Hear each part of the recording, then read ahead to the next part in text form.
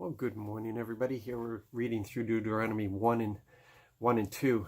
And as we read through this, we're reminded that the Israelites had heard from the Lord that they were to possess the land. They were told to take the land, that they would move into the land, and they were told not to worry about the inhabitants of the land, that the Lord would go before them and he would strike them with fear, and they would fall away from the Israelites. So it would be the Lord would be causing the impossible to happen, because little Israel is going to come in and displace these nations who were warriors. And instead of trusting the voice of the Lord, they trusted what they saw. And that's what got them into a lot of trouble.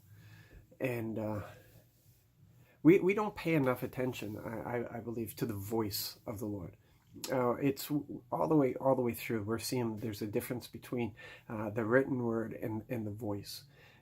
And we put all of our eggs in the basket of the Bible, which the Bible, it's impossible for us to live what we have to live without the Bible.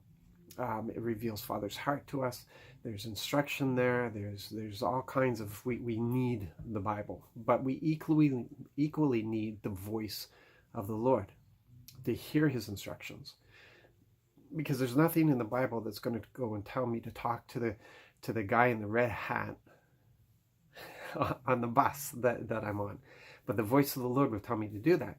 What I have to say will come from the Word always. The message that we are, the gospel that we are to share is there in the Word, but the Lord gives us instruction. And we've been actually created to hear the Lord.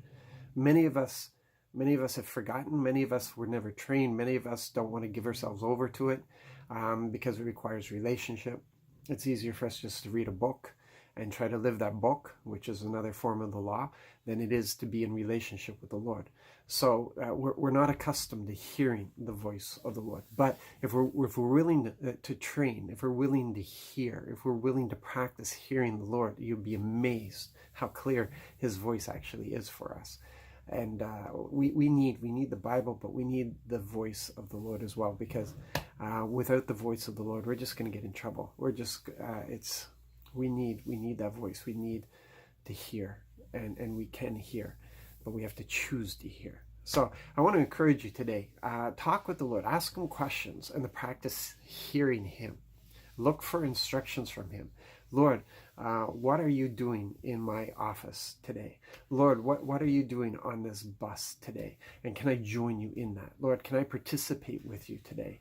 Lord, this is the situation I'm facing. I need an answer. Lord, what should I do in this situation? And listen, and you'll be amazed on how he is not only willing, but wants to reply to you. So let's do some practicing so that we know that the giants are rather small compared to he who is in us. God bless.